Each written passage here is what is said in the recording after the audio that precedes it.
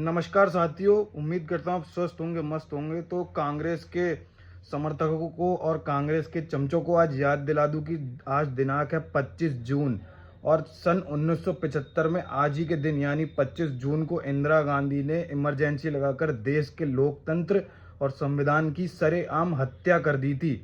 मैं आपको बता दूं कि 50,000 से भी ज़्यादा हत्या और 11 लाख से भी ज़्यादा की संख्या में लोगों को जेल में भेजा गया था।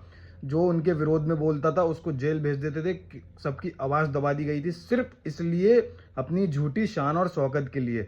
रायबरेली से इंदिरा गांधी सीट हार गई थी। उन्होंने वो अपनी सत्ता की दम से और फर्जीवाड़ा करके पैसे खिला के रिश्वतखोरी से वो सीट को जीता था।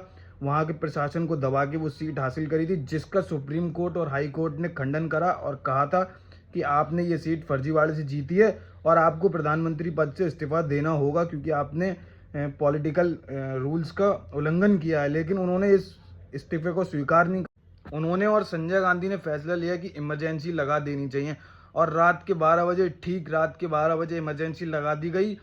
अखबारों की लाइट काट दी गई ताकि कोई अखबार उनके खिलाफ में ना लिख पाए। और रेडियो उन्होंने अपने कब्जे में ले लिया कि कोई भी बात अगर रेडियो पे बोली जाएगी तो वो पहले इंदिरा गांधी के वीआईपीज के पास जाएगी। सारी खबरें चेक होने लगी थी, क्रॉस चेक करते थे इंदिरा गांधी की वीआईपीज।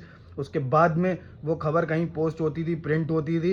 इतना बुरा माहौल इस समय देश का कर दिया था इसी कांग्रेस ने। ये कांग्रेस पार्टी बिल्कुल झूठी पार्टी है और आज आज यही कांग्रेस पार्टी अपने हाथ में कॉन्स्टिट्यूशन ऑफ इंडिया की बुक लेके लोकतंत्र बचाने की बात कर रही है। किस लोकतंत्र को बचाने की ये बात कर रहे हैं जिसकी इन्होंने 1975 में हत्या कर दी थी।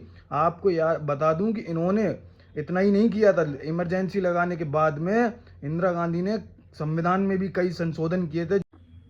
और मुझे आज समझ नहीं आ रहा है कि कांग्रेस के भी समर्थक इस देश में बैठे हुए हैं और कांग्रेस के लिए मरने मिटने के लिए तैयार है, कांग्रेस के लिए कार्य कर रहे हैं सालों सालों से।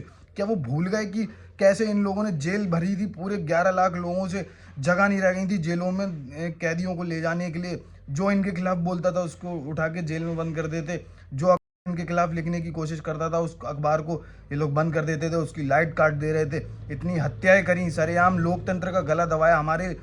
हमारे भारत के इतिहास पे एक काला धब्बा देगा ये 25 जून 1975।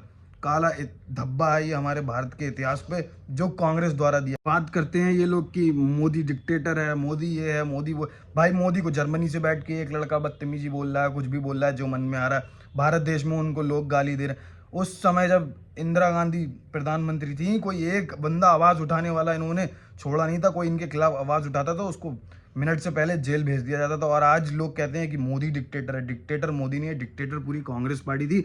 अगर धोखे से भी कभी ये भारत में सत्ता में आ गई ना, उसके बाद पता चलेगा कि डिक्टेटरशिप किसको कहते हैं। इसलिए दोस्तों हमें समझने की जरूरत है कौन सी पार्टी सही है, कौन सी गलत है। अपना चयन बिल्कुल सोच समझ के करें, पिछला इतिहास भी याद रखें। और 1975 25 जून को बिल्कुल भी कभी जिंदगी में ना भूलें। इन्होंने हमारे देश के इतिहास पे एक काला धब्बा दिया था। बस आज के लिए इतना ही कहना चाहूँगा। धन्यवाद।